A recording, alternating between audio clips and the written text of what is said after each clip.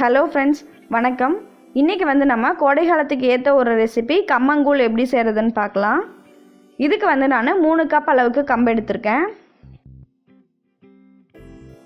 இதை நம்ம தண்ணி ஊற்றி நல்லா அலசி எடுத்துக்கலாம்.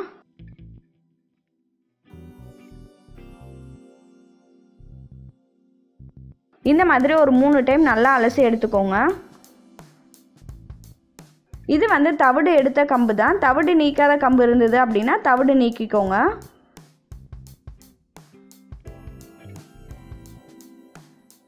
இது தவிடு நீக்கினதுனால நான் ஜஸ்ட்டு ஒரு 3 டைம் அலசி எடுத்துக்கிறேன்.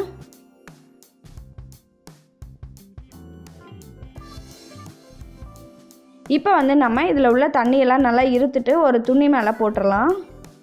இதை ஒரு 15லேருந்து 20 நிமிஷம் நல்லா காய வச்சுக்கோங்க. ரொம்ப நேரம் காய வைக்க வேண்டாம், ரொம்ப வரன்னு ஆகக்கூடாது. கொஞ்சம் லைட்டாக அந்த ஈரப்பதம் இருக்கிற மாதிரி பார்த்துக்கோங்க. ஒரு 1/4 மணி நேரத்துலேருந்து 20 நிமிஷம் காய வச்சா போதும். அடுத்ததாக நான் இதை மிக்ஸி ஜாரில் போட்டு ரவை பதத்துக்கு அரைச்சி எடுத்துக்கிறேன். இப்போ பாருங்கள், இந்த மாதிரி அரைச்சி எடுத்துக்கோங்க. இதே மாதிரியே நம்ம எல்லாத்தையும் அரைச்சி எடுத்துக்கலாம்.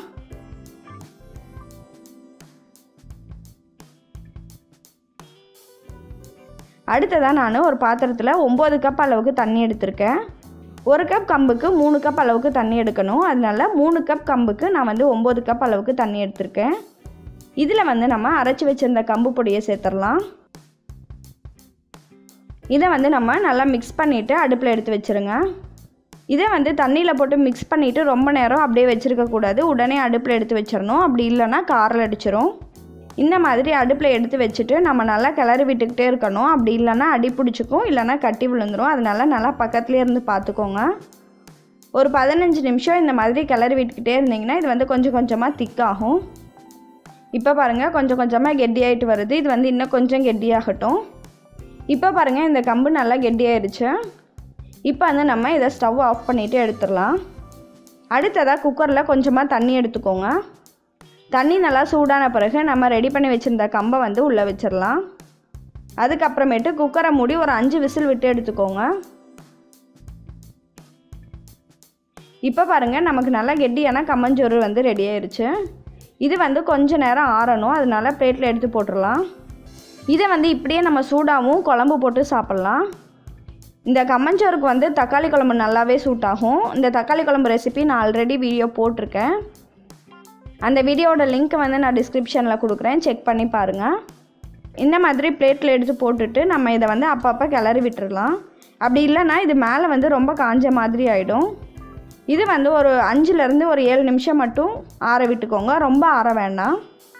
ரொம்ப ஆறிடுச்சு அப்படின்னா நமக்கு உருண்டை பண்ணுறதுக்கு வராது. இப்போ பாருங்கள், நல்லா கை பொறுக்கிற சூடு வந்துடுச்சு. இந்த சமயத்தில் நம்ம இன்னொரு பவுலில் தண்ணி எடுத்துக்கலாம். தண்ணியை தொட்டு நம்ம இதை நல்லா ரவுண்டாக ஷேப் பண்ணிக்கலாம். இப்போ பாருங்கள், நான் எப்படி உருண்டை பண்ணியிருக்கேன் அப்படின்றத. கை ரொம்ப ஹீட்டாக இருந்துச்சு அப்படின்னாலும் இந்த மாதிரி கையை தண்ணியில் நனைச்சிக்கோங்க. இப்போ பாருங்கள், நமக்கு சூப்பரான கம்மஞ்சோறு ரெடி ஆயிடுச்சு. இந்த மாதிரி ரெடி பண்ண பிறகு நம்ம இதை தண்ணியிலே போட்டுடலாம். இதை அன்றைக்கே சாப்பிட்றத விட அடுத்த நாள் வச்சு சாப்பிடும்போது இன்னும் நல்லா டேஸ்ட்டாக இருக்கும். சப்போஸ் நீங்கள் மத்தியானத்துக்கு கம்மங்கூழ் செய்யணும் அப்படின்னா காலையிலேயே செஞ்சு வச்சிட்டிங்கன்னா ஓகே. அப்படி இல்லைன்னா அடுத்த நாள் சாப்பிட்றதுக்கு நல்லாயிருக்கும். அப்படி இல்லைன்னா நீங்கள் அப்போவே சூடாக கூட குழம்பு ஊற்றி சாப்பிட்டுக்கலாம். நான் இதை காலையில் செய்கிறேன். மத்தியானத்துக்கு கம்மங்கூழ் எப்படி செய்கிறதுன்னு பார்க்கலாம். அடுத்ததாக கம்மங்கூழ் பண்ணுறதுக்கு நான் கொஞ்சமாக ஒரு 10 சின்ன வெங்காயம் எடுத்திருக்கேன். அதை நல்லா பொடி பொடியாக நறுக்கி எடுத்துக்கலாம்.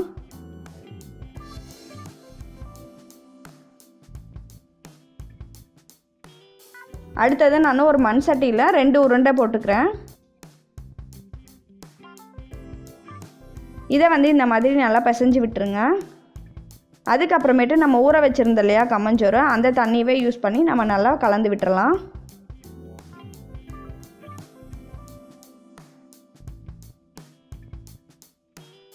அதுக்கப்புறமேட்டு நம்ம இதுக்கு தேவையான அளவு தயிர் போட்டுக்கலாம். கட் பண்ணி வச்சுருந்த வெங்காயத்தையும் சேர்த்துக்கோங்க. அதுக்கப்புறம் தேவையான அளவு உப்பு சேர்த்து நல்லா மிக்ஸ் பண்ணிக்கலாம். இப்போ பாருங்கள், கம்மங்கூழ் ரெடி ஆயிடுச்சு. இதுக்கு நம்ம மாங்காய் தொட்டு சாப்பிட்டோம் அப்படின்னா இதோட டேஸ்ட் ரொம்ப அட்டகாசமாக இருக்கும். நீங்களும் உங்கள் வீட்டில் ட்ரை பண்ணி பாருங்கள். உங்களோட ஃபீட்பேக்கை வந்து கமெண்ட்டில் சொல்லுங்கள். நன்றி.